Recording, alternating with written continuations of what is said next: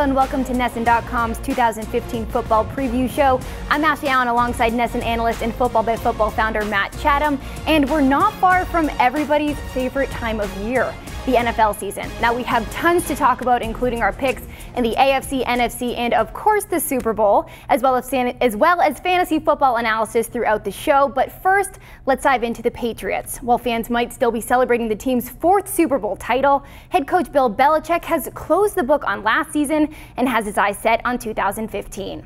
Let's go out to Gillette Stadium where Michaela Vernava is with NESN.com's Patriots beat writer Doug Kyde to discuss just how the team is dealing with even more success.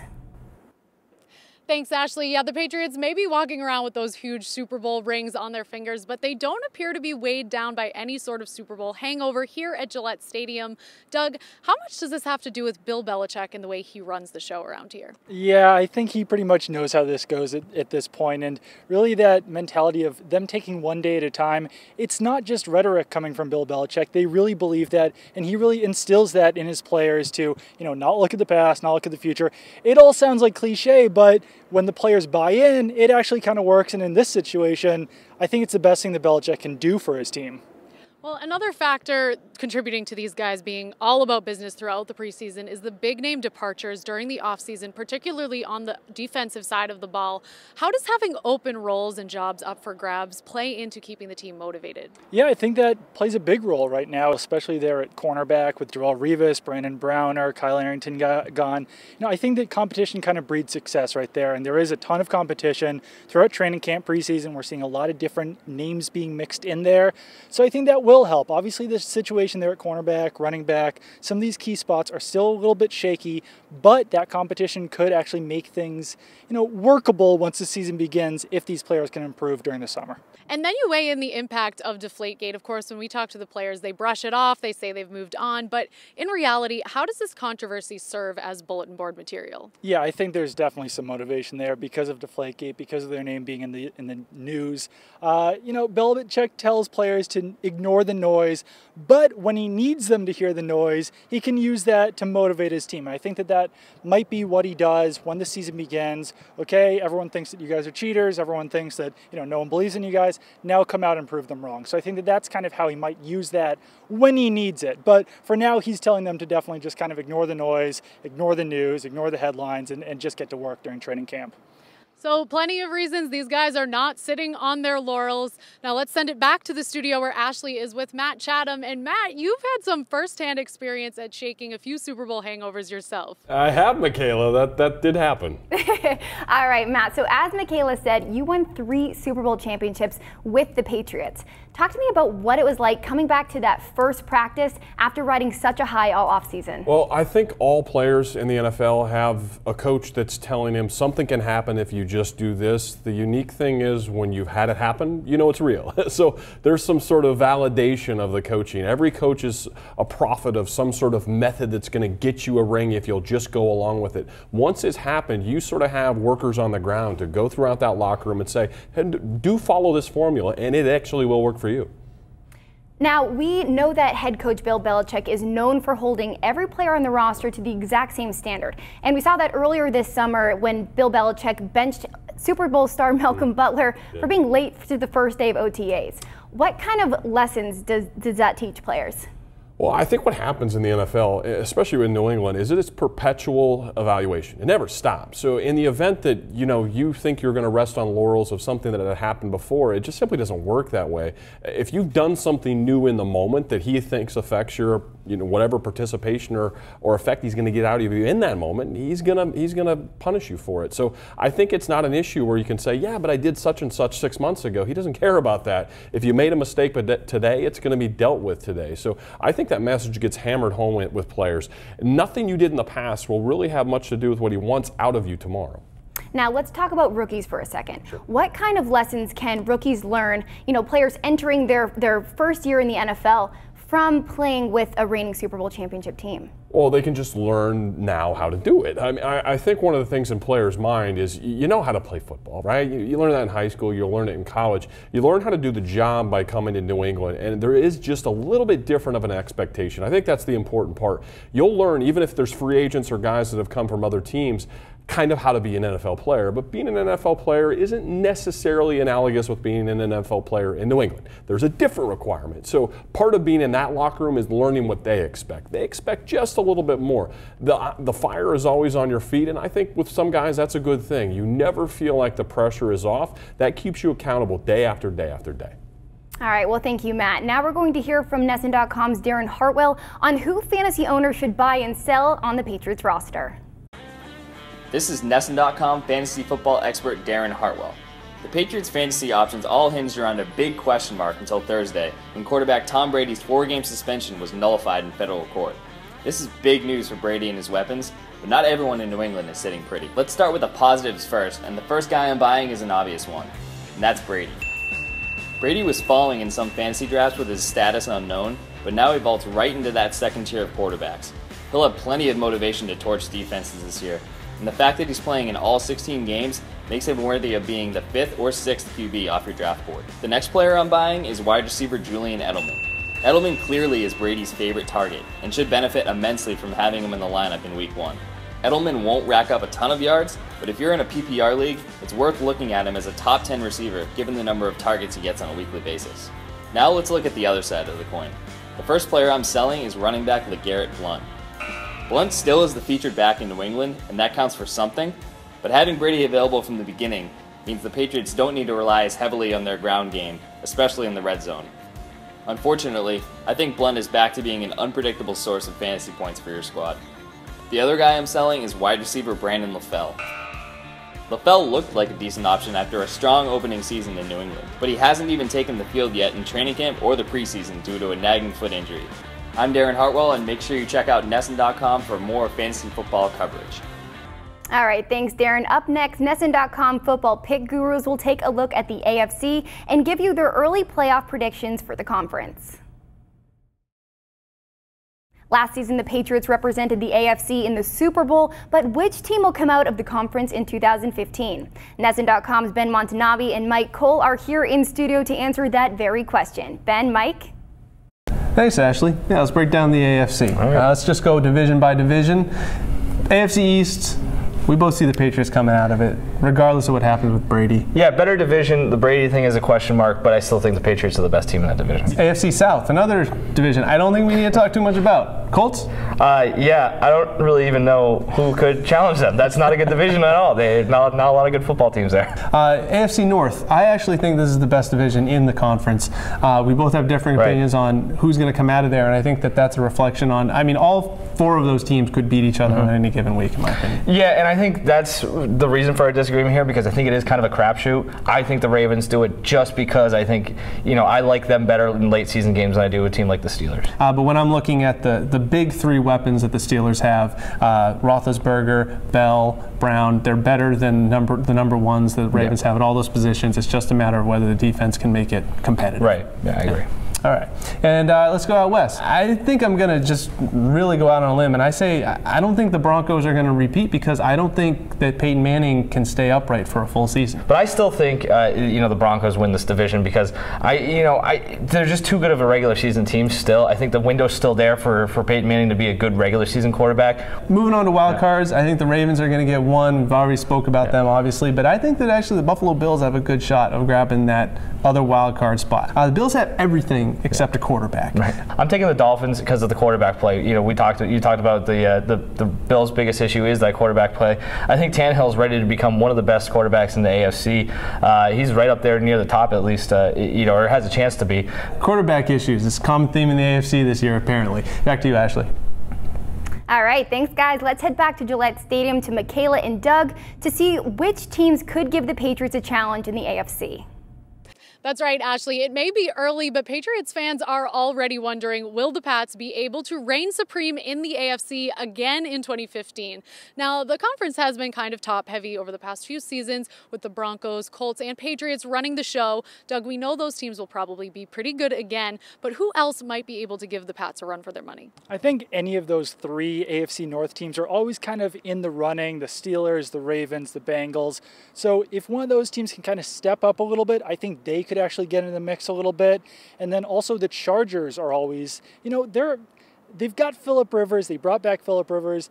They were in the mix a little bit last year. If they can step up a little bit this year too, I think that they could kind of be in the running. If something happens to Peyton Manning, then maybe one of those teams can step up a little bit with Andy Reid running the Chiefs. Anything can really happen there, especially with their defense. Not sure if the AFC South, anyone other than the Colts, can step up in that division just because it's so weak. But there could be a little bit more interesting competition in that conference this year. And some of that interesting competition could be the AFC East. They underwent a makeover this offseason with the Bills, Jets, and Dolphins all making big moves. How do you think that division stacks up in comparison to the rest of the divisions in the conference? I'd still probably put it third behind the West and the North. It could possibly move up beyond the West, but we'll have to see about that. I think it's definitely better than the South. That, other than the Colts, is a pretty weak division still. I don't think the Texans are quite ready to compete just yet. But yeah, I think, the AFC East definitely made some moves. The Dolphins, the Bills, the Jets even got a little bit better. Obviously, the Patriots are still atop that division, but they'll need at least one more team to kind of move up in order to beat out some of those other better divisions. All right, well, thanks, Doug. With Doug Kyde at Gillette Stadium, I'm Michaela Vernava. Stay tuned because later in the show, we are going to be breaking down the Patriots' NFC East opponents.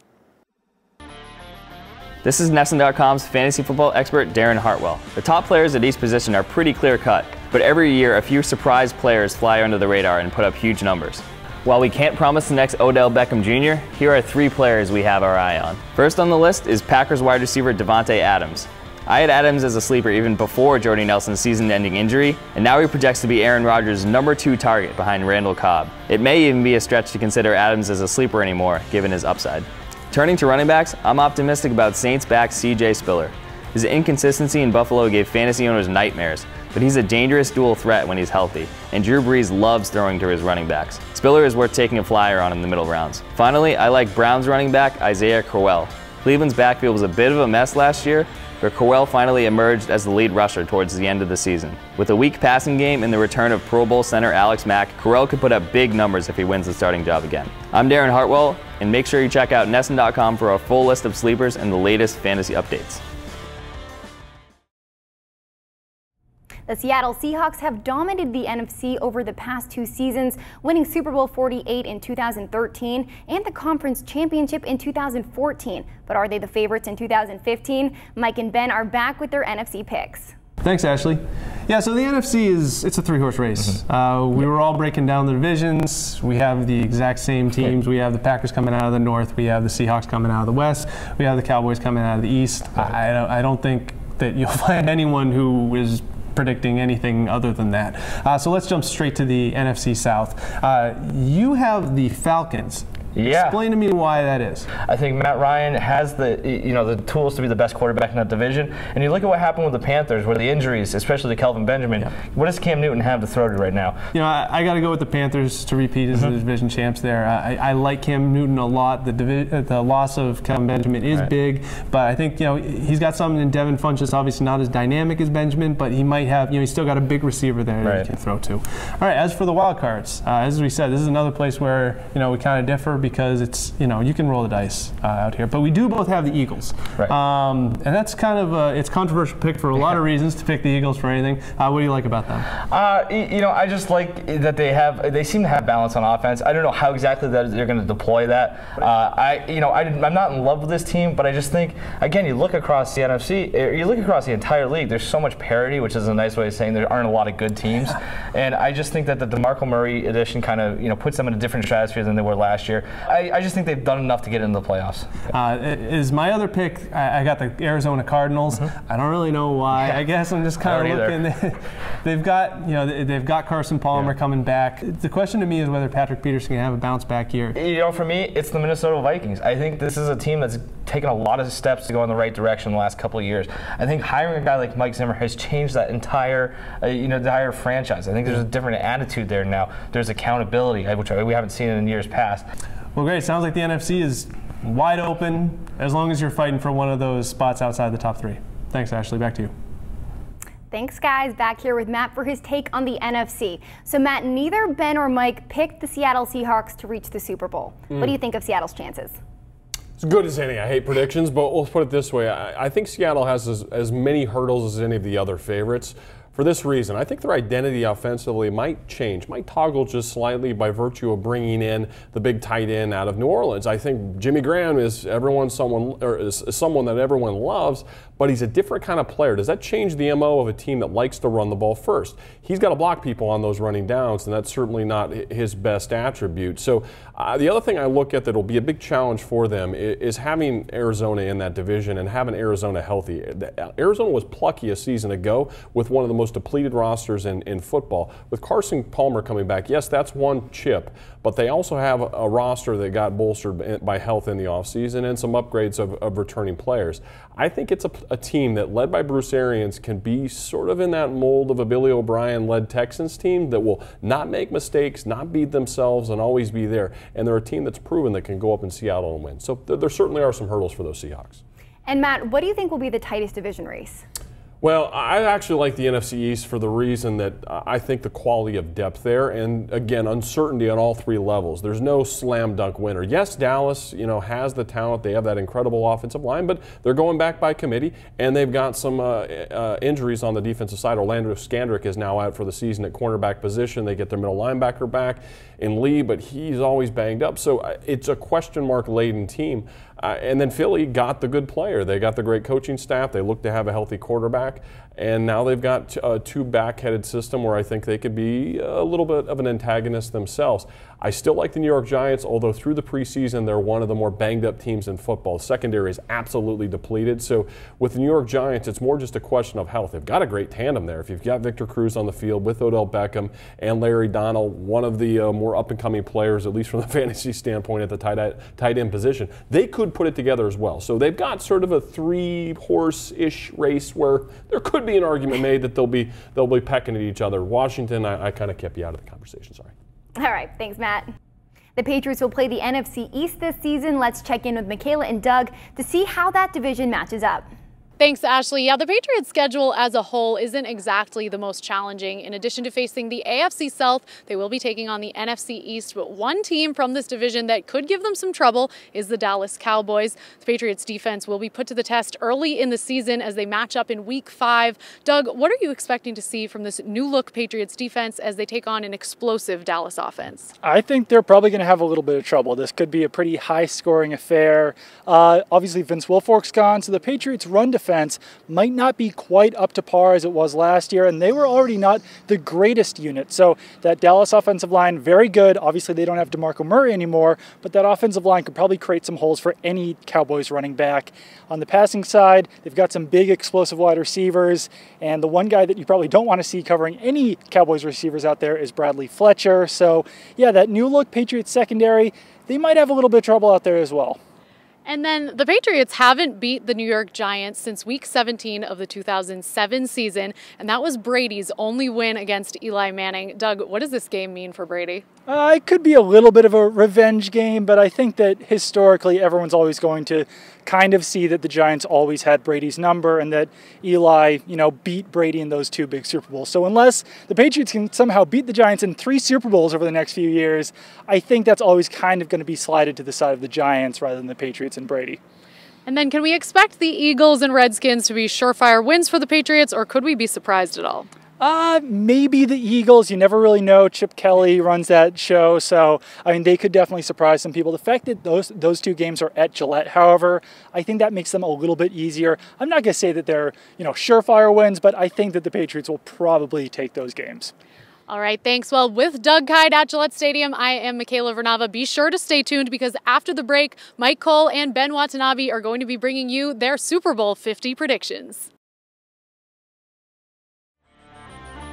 This is NESN.com's fantasy football expert, Darren Hartwell. Just as there are players who are undervalued as sleepers, there's also a handful of guys who have enough red flags to suggest that they won't live up to expectations. Here are 4 players we're a little nervous about taking on draft day.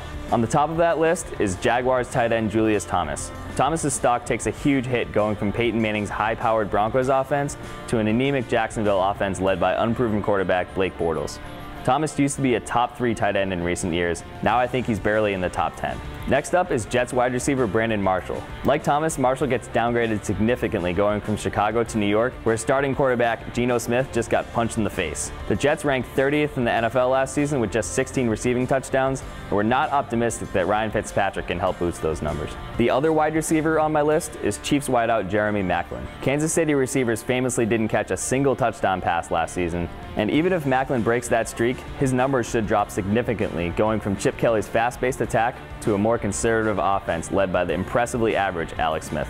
The last guy to watch out for is Broncos quarterback Peyton Manning. Manning still is a top 10 fantasy quarterback, but last year's second half was a scary reminder that he's not too far from hanging them up. So while Peyton will be solid, don't expect any more record-breaking numbers. I'm Darren Hartwell, and make sure you check out NESN.com for our full list of busts and the latest fantasy updates. So moving from fantasy football to real football, it's never too early for Super Bowl predictions. NESN.com's Ben Montanabi and Mike Cole are back with their picks. Thanks, Ashley. Yep, we're both here talking Super Bowl, and I think we have some disagreements over who we expect to be standing come February in Santa Clara. Personally, I'm looking at the Green Bay Packers and the Pittsburgh Steelers as my favorites. How about you? Yeah, I wholeheartedly disagree, but I'm looking totally off the board here. I'm going to take the Dallas Cowboys, a team that was more of a cliche pick last year. I think they get in this year because I think either Green Bay or Seattle knocks each other off, kind of helps them out at some point, lessens the road for the Cowboys. And I also like the New England Patriots out of the AFC. For me, in the NFC, you know, a lot of teams were hitting the panic button when Jordy Nelson went down with the torn ACL in the preseason. But I still think overall that is the best team in the NFC going into the season, and potentially the best team overall, which is why I think they'll win the Super Bowl. Okay. Well, I hope that you're right as a Packers fan, but I'm going with the Patriots, which is just homer at its finest. And again, a lot of it comes down to the quarterback play, and this Tom Brady, like I said, is going to be a motivated guy. If they're riding that wave of momentum into Santa Clara, we're at Super Bowl 50, where Joe Montana did his best work. I think it's just perfect spot for him to win his 5th ring and kind of really cement his legacy as one of, if not the greatest quarterbacks of all time. Maybe we'll split the difference and say it's Packers-Patriots. Maybe Patriots fans just have to hope that Desmond Howard is nowhere near the building if that happens. For Mike Cole, Ben Watanabe, thanks for joining us. Back to you, Ashley. So that is it for the NESN.com football preview. Thanks for watching. Remember to visit NESN.com for the very best Patriots, NFL, and fantasy football coverage throughout the season. For Matt Chatham and the NESN.com team, I'm Ashley Allen. Enjoy the 2015 NFL season.